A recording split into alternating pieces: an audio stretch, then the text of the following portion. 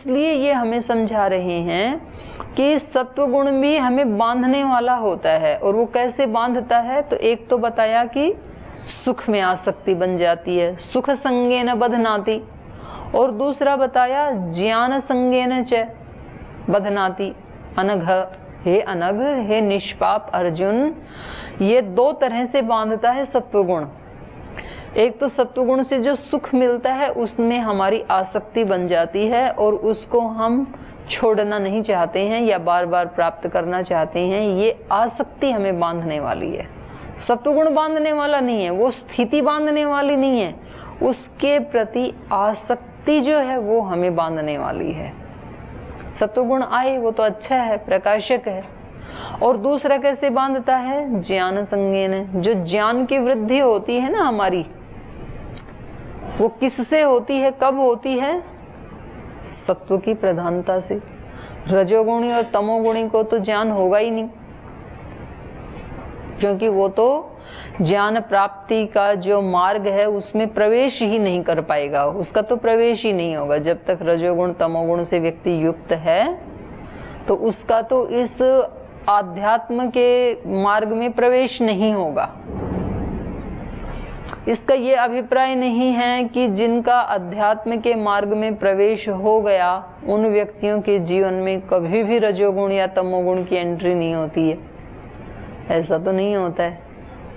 हर साधक के जीवन में कभी रजोगुण आता है, कभी तमोगुण आता है, कभी सत्व आता है, आता ही है। जिस समय वो सत्वगुण में रहेगा उस समय वो ज्ञान की स्थिति में है, प्रकाश की स्थिति में है। और जिस समय वो रजोगुण और तमोगुण में है उस समय उसका ज्ञान ढका जाएगा, आवृत हो जाएगा। मानो कोई व्यक्ति बहुत बड़ा ज्ञानी है, बहुत उसने साधना भी की है, लेकिन कभी थोड़ी देर के लिए उसका रजोगुण बढ़ गया और उसमें कोई कामना, कोई तृष्णा उत्पन्न हो गई, तो उतनी देर के लिए उसका ज्ञान कैसे हो जाएगा, आवृत हो जाएगा, ढका जाएगा। उतनी देर के लिए वो 5 मिनट इस स्थिति में रहता है तो 5 मिनट ढका जाएगा, आधा घंटा रहता है तो आधा घंटा ढका जाएगा। तो ये कोई अलग अलग श्रेणियां होती हैं मनुष्यों की कि ये सत्वगुणी, ये रजोगुणी, ये तमोगुणी, ऐसा नहीं है। हर व्यक्ति में तीनों स्थितियां बनती हैं, लेकिन जो साधना करने वाले हैं वो प्रयास पूर्वक दो को दबा के रखते हैं, और जो सामान्य व्यक्ति हैं वो कोई प्रयास नहीं करते हैं, इसलिए जब जिसको आना है वो आ जाता है। तो कभी थोड़ी देर के लिए उनके वहाँ भी सत्व आता है और रजोगुण तमोगुण तो हैं ही बिना रोक टोक, उसके लिए तो कुछ करना ही नहीं है। तो ज्ञान की प्राप्ति, ज्ञान की स्थिति कब बनती है, सत्व की प्रधानता होने पर। और यहाँ तक कि जो बाह्य ज्ञान है, देखो 2 प्रकार का ज्ञान है। यहाँ जो ज्ञान की बात कही जा रही है वो कौन सा ज्ञान है, बाह्य ज्ञान। ये हमने 13वें अध्याय में पढ़ा था। ज्ञान और तत्व ज्ञान, 2 शब्द आपने सुने ना, एक होता है ज्ञान, एक होता है तत्व ज्ञान। ज्ञान होता है नॉलेज किसी भी विषय की, बाह्य दृष्टि से जो नॉलेज है उसको कहते हैं ज्ञान। और तत्व ज्ञान होता है उसका साक्षात्कार। ये देखो 13वें अध्याय में हमने कहाँ पढ़ा था, ये देखो आप 27 नंबर श्लोक निकालो 13वें अध्याय का। समम सर्वेषु भूतेषु तिष्ठन्तं परमेश्वरं विनश्यत्सु अविनश्यन्तं यह पश्यति स पश्यति। तो ये जो कह रहे हैं कि सब भूतों में समम तिष्ठन्तं, समान रूप से ठहरे हुए परमेश्वरम, परमेश्वर को जो देखता है, तो किससे देखता है, वो ज्ञान की आंख से, कि सबके अंदर वो ही परमेश्वर है, न केवल मनुष्यों में, इतर प्राणियों में भी। ऐसा जो देख लेता है वो विनश्यन्तम, जो ये विनाशी तत्व है, इसको विनश्यत्सु, विनाश होने वालों में अविनश्यन्तम। हम सब के शरीर या दूसरे प्राणियों के शरीर तो कैसे हैं, विनाशी, और इन विनाश होने वालों में भी जो उस अविनाशी को देख लेता है। शरीर सबके विनाशी हैं, लेकिन आत्मा सबका अविनाशी है, और आत्मा के साथ जो परमात्मा है वो भी अविनाशी। ऐसा जो देख लेता है उसका देखना ठीक ठीक है। तो ये क्या है? ये देखना क्या है? ज्ञान। उसका ज्ञान ठीक ठीक है। तो ये बात कही जा रही है ऋतंभरा प्रज्ञा की, बौद्धिक ज्ञान की, उत्कृष्ट ज्ञान की बात कही जा रही है। और अगला जो श्लोक है, समम पश्यन् हि सर्वत्र समवस्थितम ईश्वरम न हिनस्ति आत्मना आत्मानम ततो याति पराम गतिम। इस प्रकार से सब में समता को देखता हुआ, उस ब्रह्म को देखता हुआ, ईश्वर को देखता हुआ, सब जगह समअवस्थितम ईश्वरम, समअवस्थित ईश्वर को देखता हुआ, न हिनस्ति आत्मना आत्मानम, अपने आप से अपने आप की हत्या नहीं करता है, ये आत्महत्या नहीं करता है। माने अपनी आत्मा को जो ज्ञान है उसको ऊपर रखता है, उसको दबने नहीं देता है इंद्रियों के ज्ञान से। आत्मा की जो पवित्रता है, जो उसकी प्रकाश है, जो भी आत्मा के गुण हैं, निर्लिप्तता है, असंगता है, उस सब को ऊपर रखता है, उसको मरने नहीं देता है। आत्महत्या क्या है? आत्महत्या क्या है? आत्महत्या क्या है? गले में फांसी लगा लेना, वो तो शरीर हत्या है। आत्मा के जो गुण हैं उनको प्रयोग ना करना, आत्मा की शक्तियों को यूज ना करना, ये आत्महत्या है। आत्मा की शक्ति है प्रकाश, आत्मा प्रकाश स्वरूप है, और अंधकार में जीना, ये आत्महत्या है। तो आत्महत्या से हम बचें। तो ये जो कहा जा रहा है कि ये इस प्रकार से सब जगह ईश्वर को देखता हुआ, आत्मा के स्वरूप में स्थित रहता हुआ, ततो याति पराम गतिम, परागति को प्राप्त कर जाता है। ये क्या है? तत्व ज्ञान। ऊपर वाले श्लोक में क्या था? ज्ञान। तो ये दोनों में अंतर है, ज्ञान और तत्व ज्ञान में। इस परास्थिति को प्राप्त कर लिया, ये क्या है? तत्व ज्ञान। और इसके लिए जो प्रयास कर रहा था, सब में समता का भाव रखता हुआ, सब में ईश्वर को देखने का जो अभ्यास कर रहा था, प्रैक्टिस कर रहा था, ये क्या था? ज्ञान। तो ज्ञान हम सब के अंदर है, लेकिन हम उस ज्ञान को यूज नहीं करते हैं, प्रयोग नहीं करते हैं अपने जीवन में। जिस व्यक्ति के पास बहुत धन हो और फिर भी वो फटीचर की तरह रहे, तो उस व्यक्ति को क्या कहेंगे हम? नादान कहेंगे। देखो इसके पास कितना है और फिर भी मतलब कितने बदहाल में रहता है ये। त्याग तो वो होता है कि जब अपने को नितांत जितनी आवश्यकता है उसका प्रयोग करके फिर उसका सदुपयोग करे, उसको त्याग कहेंगे। लेकिन ना तो अपने शरीर आत्मा की आवश्यकताओं को पूरा करता है और ना दूसरे के उसमें लगाता है, तो उस व्यक्ति को क्या कहेंगे? उसको तो नादान कहेंगे। तो हमारी जो आत्मा की शक्तियां हैं, हमारा जो ज्ञान है, हम सब ज्ञानी हैं, शाब्दिक ज्ञान की दृष्टि से कह रही हूं, लेकिन उसका हम अपने जीवन में भी प्रयोग नहीं करते हैं। और जब तक अपने जीवन में प्रयोग नहीं होगा तब तक दूसरे वाला तो क्यों प्रयोग करेगा हमारे उस ज्ञान को, क्योंकि वो अपने वाले का ही नहीं कर रहा, हमारे वाले का कहाँ करेगा। मेरे वाले ज्ञान का प्रयोग आप तब करेंगे ना जब आप वाला थोड़ा कम पड़ जाए। अभी तो अपने वाला ही बोल जाए, हमारे पास तो अपने वाला ही काफी है, अभी तो उसी का प्रयोग नहीं किया हमने। तो ऐसे व्यक्ति को तो नादान कहेंगे। हम सबके पास है वो ज्ञान, लेकिन ज्ञान को प्रयोग करना है हमें। तो यहाँ जो बात कही जा रही थी कि सत्व गुण भी बांधने वाला है, लेकिन बांधता कैसे है, ये आप नई बात सुन रहे हैं। क्योंकि अभी तक तो यही हमें सिखाया गया है कि रजोगुण से तमोगुण से ऊपर उठो, सत्व में प्रतिष्ठित रहो, सत्व की ही कामना करो, सत्व में ही जियो। वो बिल्कुल ठीक है, सत्व में ही प्रतिष्ठित होना है, सत्व की ही कामना करना है, सत्व को ही पकड़ के रखना है, ये तो ठीक है बिल्कुल। उससे नीचे नहीं जाने का हमें निर्णय लेना पड़ेगा। लेकिन ये भी बांधना पड़ता है। एक सीढ़ी और है ऊपर, वो वहाँ तक जानी है हमारी छलांग, गुणातीत, निर्लिप्त होना है हमें। गीता का वो है उद्देश्य, यहाँ छोड़ना नहीं है गीता का उद्देश्य। तो कह रहे हैं कि ये ज्ञान भी हमें बांध लेता है। ज्ञान संगेन च बध्नाति, ये साधक ज्ञान के संग से बढ़ जाता है। कैसे? जब सत्वगुण की प्रधानता होगी तो इसका ज्ञान बढ़ेगा, ज्ञान बढ़ेगा तो इसका अभिमान बढ़ जाता है। ये कहता है मैं औरों से विशेष हूँ, मैं ज्ञानी हूँ, मैं ज़्यादा जानता हूँ। ये तो कुछ जानते ही नहीं, ये तो पढ़े ही नहीं। आपने देखा जिस व्यक्ति को शाब्दिक ज्ञान होता है और वो कुछ ऐसे लोगों के बीच में खड़ा हो जाए जिन्होंने कभी शास्त्र आदि पढ़े ही नहीं, तो उसको अंदर अंदर से क्या फीलिंग आती है। और दूसरे लोग भी उसके अहंकार को पुष्ट कर देते हैं, जी आप तो विद्वान हैं, आप तो विदुषी हैं, हम तो कुछ जानते नहीं हैं, हमें कुछ ज्ञान दो। तो इस व्यक्ति को अंदर से क्या फीलिंग आती है? मैं इनसे विशेष हूँ, ये सब सामान्य है। तो ये जो अभिमान है ये इस साधक को बांधने वाला बन जाता है। फिर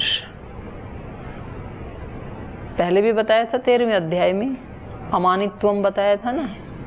ज्ञान है तो कैसा होना है फिर? अमानी। और ये दूसरे को बिल्कुल पता नहीं लगेगा आप मानी है या अमानी है, दूसरे को नहीं पता लगेगा। दूसरे हमें जिस दृष्टि से देखेंगे वो उनकी आंख है, उससे देखेंगे वो। पर मैं जिससे देख रहा हूँ वो मेरी आंख, मुझे पता लगेगा कि इस समय मेरे अंदर मानित्वम है या मानित्वम नहीं है, अमानित्वम है। इसलिए इसके लिए भी दूसरों से अप्रूवल मत लेना कि दूसरे मेरे को अमानी कहें तो मैं अमानी, और दूसरे मेरे को घमंडी कहें तो मैं घमंडी। तेरी अपनी भी तो आंख होगी, तुझे भी तो पता चलता होगा कि तुझे क्या फीलिंग आ रही है इन लोगों के बीच में रह करके, इन लोगों के साथ रह करके तुझे क्या अंदर से महसूस हो रहा है, क्या अनुभव हो रहा है, वो सत्य है। तो प्राय ये होता है, किसी के पास बहुत ज़्यादा धन है और उसको बिल्कुल निर्धनों के बीच में, उसके पास बड़ी सी गाड़ी है, बहुत सारे आभूषण हैं, बहुत राजसी वस्त्र पहने हैं, बहुत सारे उसके पास मोबाइल आदि सुख साधन हैं, और उनको कहीं किसी गरीब की बस्तियों के बीच ले जाके खड़ा कर दिया जाए तो उस व्यक्ति को क्या फीलिंग आती है? मैं इनसे अलग हूँ, ऐसी फीलिंग आती है उसको। और जब उसको उससे भी बड़े धनवान लोगों के सामने ले जाके खड़ा कर दिया जाए तब क्या फीलिंग आती है? अरे अभी तो इन वाली तो संपत्ति मिली नहीं मेरे को, मैं तो एक करोड़पति ही था, यहाँ तो ये 10-10 करोड़ वाले हैं सारे, तो अभी और आगे बढ़ना है मेरे को। तो व्यक्ति हमेशा अपनी तुलना दूसरों से करके अपने को अच्छा या बुरा निर्णय दे देता है। तो ये ज्ञान से सत्वगुण अच्छा है। सत्वगुण से दो चीज़ें बढ़ती हैं, एक हमारा सुख बढ़ता है, एक हमारा ज्ञान बढ़ता है। लेकिन उस सुख के प्रति हमारी आसक्ति हमें बांध लेती है और इस ज्ञान के प्रति हमारी अभिमान की भावना, अपने आप को विशेष मानने की भावना हमें बांध लेती है। तो फिर वहाँ इतनी पुरुषार्थ करके तो यहाँ चढ़े थे सत्वगुण में, लेकिन फिर भी यहीं बंद करके रह गए, फिर इसके पार नहीं जा पाई। तो ये क्या सिखाना चाह रहे हैं गीताकार हमें? सत्वगुण को बढ़ाना है, लेकिन उस सत्वगुण का भी दृष्टा बनने की प्रैक्टिस करनी है, उसका अभ्यास करना है, उसको भी देखना है खड़े होकर के। और ज्ञान को बढ़ाना है सत्वगुणी होकर के, लेकिन ज्ञानी होकर के भी उसके साथ अभिमान का भाव नहीं आने देना है। तो फिर ये दोनों चीजें क्या बन जाएंगी हमारे लिए? ये सुख की स्थिति और ये ज्ञान दोनों हमारे लिए क्या बन जाएंगे? निर्लिप्त होने का साधन बन जाएंगे। यही पहुंचाएंगे हमें वहां, निर्लिप्त भाव में। ये दोनों ही, ज्ञान को भी बढ़ाना है, उस स्थिति को भी रोज बढ़ाना है। लेकिन कैसे बढ़ाना है? दृष्टा भाव में रहते हुए। कौन लोग धनवान बनते हैं इस संसार में?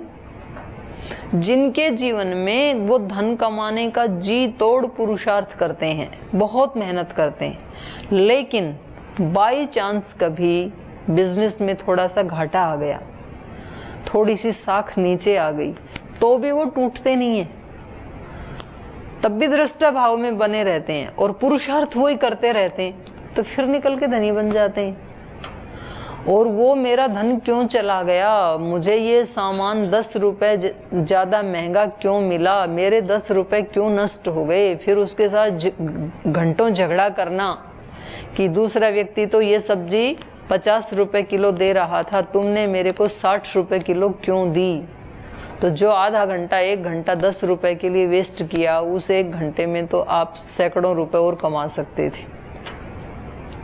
तो ये व्यक्ति रोता नहीं है कभी, ठीक है वो स्थिति चली गई मेरी, तो वो दोबारा आएगी। ये जो आ गई अभी रजोगुण वाली आ गई या तमोगुण वाली आ गई, ठीक है इसको भी देख रहा हूँ शांतिपूर्वक। और जैसे ही आप शांतिपूर्वक आपने देखने का प्रयास किया, वो स्थिति चली जाती है तुरंत। और जैसे ही आपने हाय तौबा मचाना शुरू किया, वो रजोगुण तमोगुण और ज़्यादा बढ़ जाता है। तो इनका उद्देश्य क्या है गीताकार का? त्रिगुण से अतीत होने का। ये हमें अनासक्ति का पाठ पढ़ा रहे हैं, असंगता का पाठ पढ़ा रहे हैं। तो ये तो एक गुण की बात आई, सत्व गुण से कैसे हमें बंधन से मुक्त होना है, सुख के साथ संग नहीं करना है और ज्ञान के साथ भी संग नहीं करना है। यहाँ शाब्दिक ज्ञान की बात कही जा रही है। तत्व ज्ञान से तो असंग होता ही नहीं है व्यक्ति, वो तो हमारा स्वरूप ही है। तो ये सावधानी, तो कितनी अच्छी बात बताई है। आगे चलिए रजोगुण से। रजो रागात्मकम विद्धि तृष्णा संग समुद्भवम तत्र तन निबध्नाति कौन्तेय कर्म संगेन देहि नाम। देखो वहाँ ज्ञान की संगता और आसक्ति की संगता बांध रही थी सत्वगुण में। रजोगुण में कौन बांध रहा है? कर्म संगेन। क्योंकि रजोगुण जब प्रधान होगा तो व्यक्ति अनेक अनेक कर्म करना चाहता है, अनेक अनेक क्रियाएं करना चाहता है। फिर ये भी कर लूँ, ये भी कर लूँ, ये भी कर लूँ, पहले एक नौकरी लग गई, फिर एक बिजनेस और कर लूँ, 2 सोर्स से धन आएगा, फिर अभी तो 2 सोर्स ही हैं धन के, तीसरा और एक साइड बिजनेस कर लूँ, फिर चौथा भी कहीं पार्टनर बन जाऊँ, फिर 5वां भी बन जाऊँ। ऐसी उसकी भावनाएं रहती हैं जब रजोगुण की वृद्धि होती है ना। तो भाई मेरे यहाँ तो 6 सोर्स से धन आता है, आपके यहाँ कितने सोर्स से? मेरे पास तो 9 हैं। तो फिर इसको लगता है कि मैं भी अपने 2 सोर्स और बढ़ाऊँ। आज की इस महंगाई में एक सोर्स के धन से थोड़े गुजारा होता है। तो ऐसे अनेक अनेक क्रियाएं करना, ये किसकी पहचान है? रजोगुण की। अभी अच्छा है कि बुरा है उसका निर्णय नहीं किया जा रहा है, अभी केवल उसकी पहचान बताई जा रही है कि ये त्रिगुण कैसे काम करते हैं और कैसे इस देही को, इस देह में रहते हुए कैसे बांधते हैं। तो आप अभी वहाँ दिमाग मत चलाना कि जी ये ठीक है कि गलत है, अभी इसको जस्ट समझना कि आत्मा को ये त्रिगुण बांधते कैसे हैं। तो सत्वगुण कैसे बांधता है? सत्वगुण कैसे बांधता है? ज्ञान की संगता या अभिमान से और सुख की आसक्ति से। और गीताकार का एक बहुत बड़ी विशेषता है, ये ना तो किसी की निंदा करते हैं, ना किसी का खंडन करते हैं, बल्कि अपनी बात को बार बार अलग अलग तरीके से कहते हैं। तो इनकी अपनी बात क्या है? अपनी बात है इनकी असंग होने की। भाई तुम ना आसक्ति मत रखो, कर्म तो सब करो, आसक्ति मुक्त बनाना ये इनका मुख्य पर्पज है, मुख्य ध्येय है। गीता का प्रतिपाद्य विषय है अनासक्त करना। ये कर्म नहीं छुड़वाते हैं, सत्वगुण भी नहीं छुड़वाते हैं, ज्ञान भी नहीं छुड़वाते हैं। कर्म करो कह रहे, कर्म बांधने वाला नहीं है। कर्म के प्रति जो आसक्ति है, जो संग है, संग मतलब आसक्ति, वो बांधने वाली है। इस व्यक्ति को हमेशा नए नए काम चाहिए, यदि काम नहीं मिले तो फिर डिप्रेशन में आ जाएगा। आप वाला तो अगले में आएगा, आपको काम 2-4 ज़्यादा दे दें तब डिप्रेशन में आते हैं आप। तो मैं नहीं कहूँगी आपको इन तीनों गुणों में से आप में किसकी प्रधानता है, वो निर्णय आप स्वयं ही करना।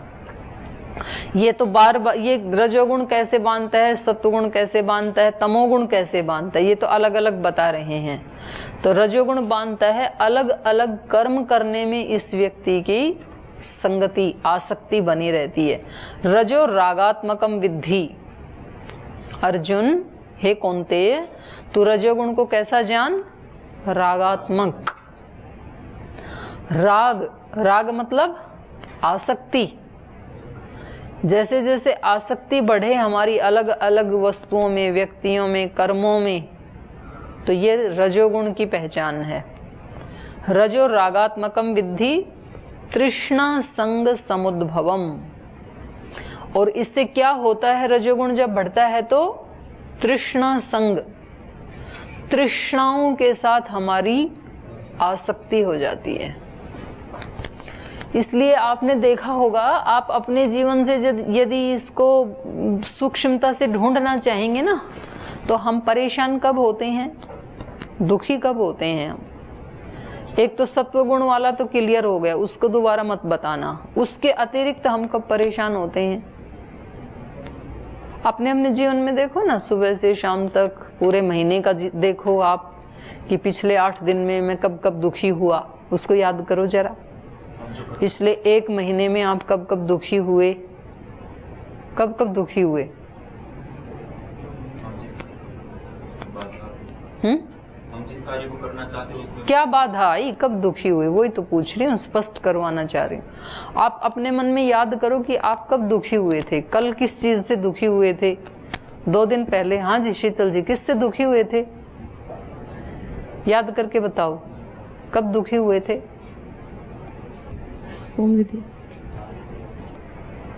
हाँ चल रहे, बोलो। जब कोई हमें कुछ बोल देता तो हम सोचते हैं कि मतलब उसकी बातों दुखी हो जाते हैं उसकी बात से। हाँ, जो कुछ जब किसी ने हमारे को कुछ बोल दिया तो हम दुखी हो गए ना। कुछ बोल दिया मतलब ऐसा भी क्या बोल दिया? ऐसा बोल दिया जो हमें अपेक्षा नहीं थी। मतलब ऐसा भी कोई बुरा नहीं था, लेकिन हमें उसकी अपेक्षा नहीं थी। तो हमारा जो दुख है ये उसके बोलने से हुआ, क्योंकि जो उसने बोला वही शब्द जो आप सुन रहे हैं अपने कान से, वही शब्द वहां पर जो झाड़ू लगाने वाली महिला थी उसने भी सुना, वही शब्द। वो दुखी नहीं हुई, हम दुखी हो गए। शब्द तो दोनों ने सुना ना, उसने भी सुना, मैंने भी सुना, लेकिन हम दुखी, मैं दुखी हो गई, वो दुखी नहीं हुई। क्यों?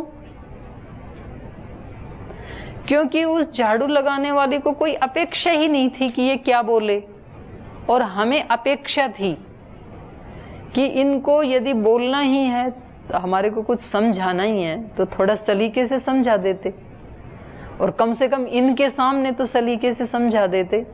इनके सामने तो ऐसे ना बोलते, कम से कम झाड़ू वाली के सामने अपमान कर दिया तो फिर हम रोते हुए कमरे में जाते हैं। तो हमारे को कष्ट इस व्यक्ति के शब्दों ने दिया या हमारी अपेक्षा ने दिया? हमारी अपेक्षा ने दिया। दर्शन में भी जो हमें सिखाते हैं ना पतंजलि ऋषि, तो वो यही कहते हैं कि हेयम दुखम अनागतम। हेय क्या है? अनागत दुख। क्योंकि जो दुख भोग लिया उसको तो क्या हेय कोटि में डालें। और जो अभी मान लो आप जहर खा रहे हैं, तो जितना जहर खा लिया वो तो गया पेट में, और जो मुख में है वो भी मुख में ही है अभी। तो हे कौन सा जहर है? जो अगले ग्रास में खाने वाले हैं, जो अपने सामने थाली में रखा है। रविकांत जी ध्यान दो, गंभीर चीजें जब आती है ना तब बीच में आपस में बात नहीं करते। तो हे कौन सा विष है? हटाने योग्य कौन सा है? जो अभी अगले ग्रास में खाने वाले हैं वो हे है, और उसको ये हे है यहाँ तक चलो हमने उसको हटा दिया। फिर हम सोचेंगे कि इसका कारण क्या है। भाई उस रसोई वाले को बुलाओ, ये विष यहाँ आया कैसे?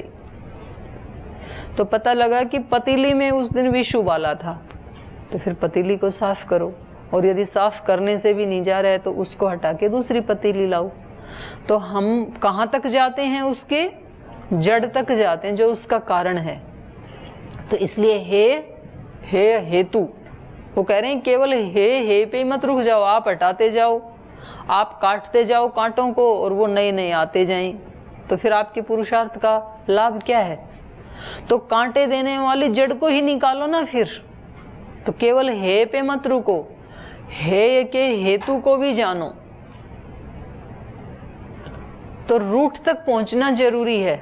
तो जब जब भी हम दुखी होते हैं, दिन में होते हैं, सप्ताह में होते हैं, महीने में होते हैं, किसी व्यक्ति की बात से होते हैं, किसी व्यक्ति के बिहेव से होते हैं, किसी व्यक्ति की दृष्टि से होते हैं, मतलब उसने बोला कुछ भी नहीं पर हमारी तरफ देखा ऐसे कि वो आंखों से ही हम तो मतलब परेशान हो गए, दुखी हो गए। उस व्यक्ति ने बिहेव ऐसा किया जिसको हम कहते हैं जो उन्होंने मिसबिहेव किया, हमारी तरफ देखा तक भी नहीं, उधर मुंह करके चले गए, तो वो भी हमें कष्ट दे जाता है कभी। तो वो बिहेव मेरे को ही कष्ट क्यों दिया, दूसरे वाले को क्यों नहीं दिया? और भी तो 2-3 लोग खड़े थे वहां पे। बिहेव ने कष्ट नहीं दिया, उस व्यक्ति से जो मेरी अपेक्षा थी उस अपेक्षा ने कष्ट दिया। उसी को गीताकार कह रहे हैं तृष्णा। महात्मा बुद्ध ने तो वर्षों तप करके, साधना करके, पुरुषार्थ करके फिर ये नतीजा निकाला, इस निष्कर्ष पे पहुंचे कि ये संसार दुखों का घर है, कदम कदम पे दुख हैं। और उन दुखों का कारण क्या है? हमारी तृष्णाएं, हमारी अपेक्षाएं। हमने अनेक अनेक अपेक्षाएं बना रखी हैं दूसरों से। ये व्यक्ति ऐसा बोलें, ये व्यक्ति ऐसे पढ़ें, ये व्यक्ति ऐसे धन कमाएं, ये व्यक्ति हमारे साथ ऐसे व्यवहार करें, ये व्यक्ति ऐसे कपड़े पहने, ये व्यक्ति ऐसे कपड़े ना पहने, ये व्यक्ति ऐसा खाना खाएं। ये अब मतलब मान लो आप में से कोई बीड़ी सिगरेट पिए सड़क पे जाते हुए, तो दूसरे लोगों को अच्छा लगेगा कि बुरा लगेगा? बुरा लगेगा। और दूसरे लोग पीते ही रहते हैं तो तब उनको बुरा क्यों नहीं लगता है? वही तो क्रिया कर रहे हैं ना सब। आप बाजार में जाओ, कितने लोग बीड़ी पीते पीते आगे बढ़ते रहते हैं, लेकिन आपने पी तो फोटो भी आ जाएगा अखबार में। ऐसा क्यों? अपेक्षा है समाज को हमारे से कि अगर ये गुरुकुल में रहते हैं, अगर ये ब्रह्मचारी हैं, तो इनको बीड़ी नहीं पीना, इनको कपड़े नहीं पहनना। अब कितने संसार के जो युवा हैं जीन्स टी शर्ट हैट सब चश्मा लगा के घूमते हैं, और कौन उनकी तरफ देखता है? और यहाँ के किसी ब्रह्मचारी ने एक दिन पहन के यज्ञशाला में चला गया तो भोजन ही बंद नहीं होगा, गेट ही बंद हो जाएगा उसके लिए। तो ऐसा भी क्या कर दिया था उसने?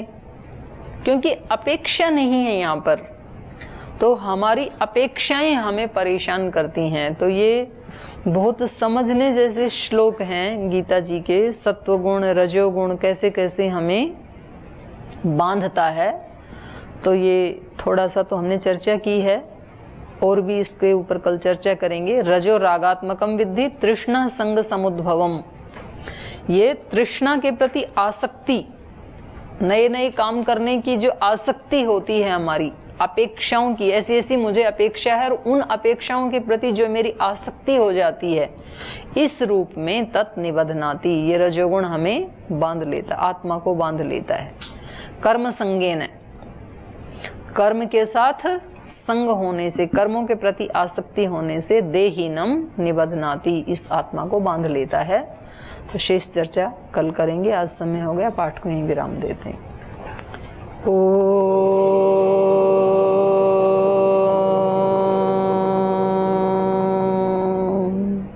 शांति शांति शांति। श्री गुरुभ्यो नमः।